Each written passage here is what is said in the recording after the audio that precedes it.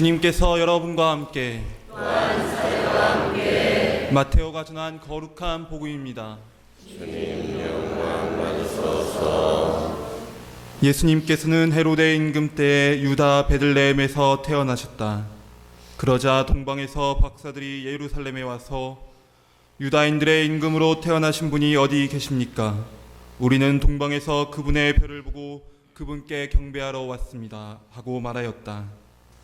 이 말을 듣고 헤로데 임금을 비롯하여 온 예루살렘이 깜짝 놀랐다. 헤로데는 백성의 수석 사제들과 율법 학자들을 모두 모아놓고 메시아가 태어날 곳이 어디인지 물어보았다. 그들이 헤로데에게 말하였다. 유다 베들레헴입니다. 사실 예언자가 이렇게 기록해 놓았습니다. 유다 땅 베들레헴아, 너는 유다의 주요 고을 가운데 결코 가장 작은 고을이 아니다. 너에게서 통치자가 나와 내 백성 이스라엘을 보살피리라. 그때 헤로데는 박사들을 몰래 불러 별이 나타난 시간을 정확히 알아내고서는 그들을 베들레헴으로 보내면서 말하였다. 가서 그 아기에 관하여 잘 알아보시오. 그리고 그 아기를 찾거든 나에게 알려주시오. 나도 가서 경배하겠소. 그들은 임금의 말을 듣고 길을 떠났다. 그러자 동방에서 본 별이 그들을 앞서가다가 아기가 있는 곳 위에 이르러 멈추었다. 그들은 그 별을 보고 더없이 기뻐하였다. 그리고 그 집에 들어가 어머니 마리아와 함께 있는 아기를 보고 땅에 엎드려 경배하였다. 또 보물 상자를 열고 아기에게 황금과 유향과 모략을 예물로 드렸다. 그들은 꿈에 헤로데에게 돌아가지 말라는 지시를 받고 다른 길로 자기 고장에 돌아갔다. 주님의 말씀입니다. 그리스도님 찬양합니다. 앉으십시오. 참 예수님, 미사 시작하면서 주임님께서 말씀하신 대로 오늘은 주님께서 모든 사람에게 드러나심을 기념하는 주님 공연 대축일입니다. 보통 주님의 공연은 세 가지 사건으로 이렇게 이야기합니다. 첫 번째는 우리가 방금 들은 복음의 이야기에 나오는 동방박사의 방문, 두 번째는 요르단 강가에서 예수님께서 세례 받으신 일, 그리고 마지막으로 가나의 혼인잔치입니다.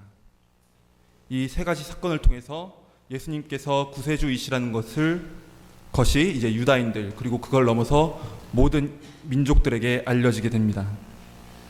특히 오늘 복음의 동방박사의 방문 이야기는 예수님께서 주님이시라는 것이 온 세상에 드러나는 장면을 보여줍니다.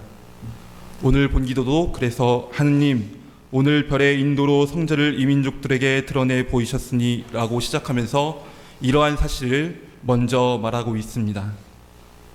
오늘 복음을 자세히 살펴보겠습니다. 별을 따라서 예수님을 찾아가고 있던 동방박사들은 우선 예루살렘으로 들어갑니다. 별이 안내하는 대로 따라가도 자연스럽게 예수님께서 태어나신 베들레헴에 도착했을 텐데 왜 그들은 예루살렘으로 먼저 들어갔을까요? 어쩌면 동방박사들에게는 예루살렘이라는 도시가 유다인들의 임금으로 태어나신 분이 계신 곳이라는 생각이 당연했을지도 모르겠습니다. 유다인들의 임금님이 되실 분이니까 유다인들의 수도 예루살렘에서 태어났을 것이라고 생각한 것이겠죠. 하지만 하느님께서는 동방박사들이 가지고 있던 유다인들의 임금, 그러니까 메시아에 대한 생각을 바꾸시기 위해서 그들의 발걸음을 먼저 예루살렘으로 돌리신 것이 아닌가라는 생각이 들었습니다. 동방박사들은 십자가 위에서 왕이 될 아기, 그리고 허름하고 누추한 것에서 태어난 아기를 유다인들의 임금으로 상상하지는 못했을 것입니다. 그들은 아마도 화려한 궁전에서 금빛 포대기에 쌓여 누워있는 아기를 생각하고 막연한 기대와 불분명한 정보 그리고 지식만을 가지고 왕이 될 아기를 찾아서 먼 길을 떠났을 것입니다. 물론 예수님께서는 예루살렘에서 유다인들의 임금이라는 칭호를 공식적으로 얻으시긴 합니다. 하지만 그 칭호를 얻으신 곳은 휘황찬란한 궁전이 아니라 저 십자가 치욕스러운 징벌 도구 위였습니다. 동방 박사들이 가지고 있던 메시아에 대한 생각은 예루살렘에서 달라지게 됩니다. 그들은 거기서 가장 작은 고을인 베들레헴에서 임금이 나온다는 예언을 듣게 됩니다.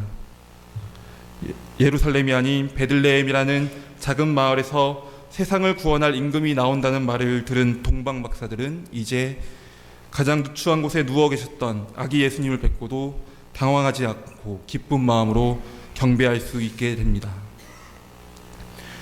동방 박사들이 아기 예수님을 만나기 위해 떠났던 긴 여정은 우리의 신앙생활, 우리의 하나님을 향한 여정과 닮아 있다는 생각이 듭니다.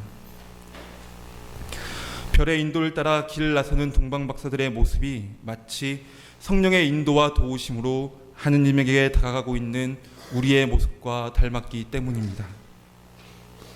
동방 박사들은 임금을 찾기 위해 별을 따르지 않고 예루살렘으로 들어갑니다. 우리도 동방 박사들이 걸었던 누구도 알아주지 않는 거친 사막과 같은 거친 사막을 걷는 것과 같은 시간 동안에 종종 편안하고 화려한 길, 그리고 하나님께서 원하시는 곳이 아닌 다른 길로 눈을 돌리게 되기도 합니다. 하지만 그럴 때도 성령께서는 우리를 이끌어 주십니다. 우리가 그분의 목소리에 조금이라도 귀를 기울인다면 유혹을 이겨내고 다시 주님을 향해 나아갈 수 있게 도와주십니다. 그리고 유혹에 이길 수 있는 힘을 조금 더 얻게 됩니다. 그러면서 하나님을 만난다는 것이 어떤 뜻인지 조금씩 더 깨달아 갈 수 있습니다. 그리고 주님을 뵙고 난 후에 다시 고향으로 돌아갔던 동방 박사들처럼 우리도 주님께서 우리를 위해 이 세상에 오셨다는 사실을 마음속에 깊이 품고 우리 각자의 일상생활을 주님과 함께 살아갈 수 있게 됩니다. 하느님께서 사람이 되시어 오신 곳은 높고 화려한 곳이 아니었습니다. 그분께서는 낮고 누추한 곳에서 태어나셔서 가난하고 소외된 사람들과 어울려 사셨습니다. 오늘 우리는 예수님께서 가까이 하셨던 사람들, 그러니까 가난하고 소외된 사람들 향해 우리가 얼마나 따스한 마음과 눈길을 지니고 있는지를 성찰하면서 이 대축일을 보내고 또 우리의 일상의 삶을 계속해서 이어나갔으면 좋겠습니다. 그리고 강론을 마치기 전에 한 말씀을 덧붙이고 싶습니다. 이제 제가 1월 16일 날 서품 받는 건 다 아시죠?